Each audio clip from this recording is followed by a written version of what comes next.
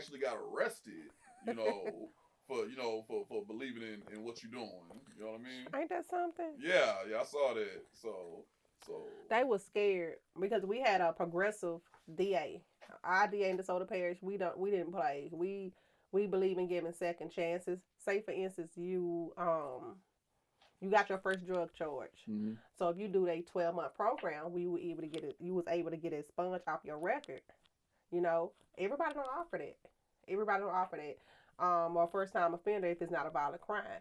So the powers that be, they didn't like the DA was 100% for the black community. Okay. So they did everything they do. They did that. What they did was to hurt him. It wasn't to much less hurt me. It was to hurt him. Okay. Because I know I want to do I want to shut the bridge down. Okay. And he got wind of it. He called me. He like, Breka, wait till after my election because they gonna hold you down. Yeah. So that was a couple of weeks before they arrested me. Okay. And I was with him.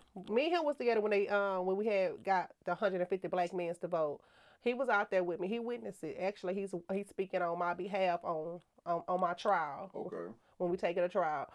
So he's testifying right, on my it's still behalf. an ongoing issue, right? Yes, okay. It's still. So he's speaking on my behalf. Okay. Ain't that dope? You had a DA speaking on your behalf. Yeah, very. So the arrest itself, you know, how did it go down? Because you know, I'm over here in Georgia when I'm getting it, I'm looking at it on Facebook, but straight from the source, how did the arrest happen? My godmom is a SPD officer. She's been an officer for 23 years. I already knew they was going to arrest me because I seen the state police talking to Amanda, which is the woman, the voter registration office, the one that cried wolf. I seen them, so I was already prepared for it. So I had called my attorney. I told him, I said, I think they about to arrest me. Mm-hmm. But it wasn't a surprise to me about the man that was out there because they was Ben Raymond homeboy. They go hunting together. So I already knew it was all cooped up together. Okay. So he called my mom, and they was trying to get me for I'm a felon. They know I'm trying to go to law school, so they was trying to get me a felon, so I wouldn't be able to go to school or get no kind of benefits to go to school. So, cause they were saying that I threatened her on Facebook, which I didn't do. So they called my mom and told her that I have 2 misdemeanor warrants. So I need to turn myself in tomorrow or today. So I'm like, okay, for what? And they said electioneering. I said, well, electioneering is campaigning, and I wasn't campaigning within 600 feet. So what do that mean? So when I went down there, they was ready for us to hurry up and leave. They seen too many people down there. So I went in and just went out. As I was going in, my state rep, he said, you do it the same way you did that judge. You let that judge go in and out, you better not put no handcuffs on. I said, look at my state rep. Right. Had the state rep and America shut up that clown. Okay. So while you were in custody, how were you treated?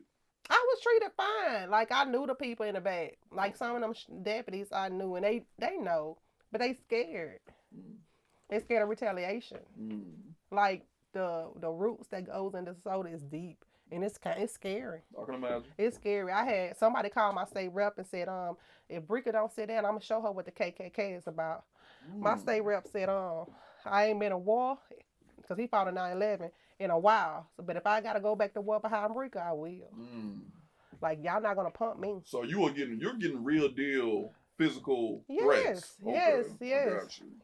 Okay. Yes, I was. But on a day that we had got the black men out there to vote, she followed me across the street like she was in my face, and I'm like, Amanda, go you baby, 10 feet, you won't got no mask on, 6 feet. You go, okay, get this bullhorn gonna work. It's gonna work. Okay. Because I don't think people really get the full gist of what's going on. Like, you are really being threatened for, you know, playing a role in trying to change. Even with Brent Mason put my picture when I got arrested. Brent Mason put my picture on Facebook, and it got shared in a militant group over 10,000 times. Okay. So I was like, I called the minister at the study group down here. I'm like, I said, Muhammad, I said that he put my picture on Facebook. The military group got it. What we gonna do? He said, suit up. We went straight downtown, and he told them, like, everybody said it was politics. No, it was the nation. The nation was with me. Okay. And they was like, we're not gonna accept this. You know, you threatening my sister. We're not gonna, she's too valuable. We're not gonna accept this, and we're gonna stand guard. So they had to hurry up and move quick with that issue because I don't know what's wrong with Brett Mason. Yes, ma'am. So let me ask you. Let me just ask a real question here. Mm-hmm.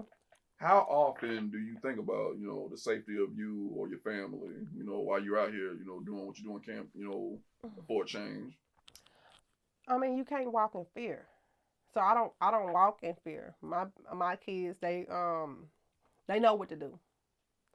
They know what to do. We train them well on issues, what's going on now. My kids didn't even know what I do. My daughter, they Google me on Facebook. Google me on Google. And she came and they're like, Mama, this you?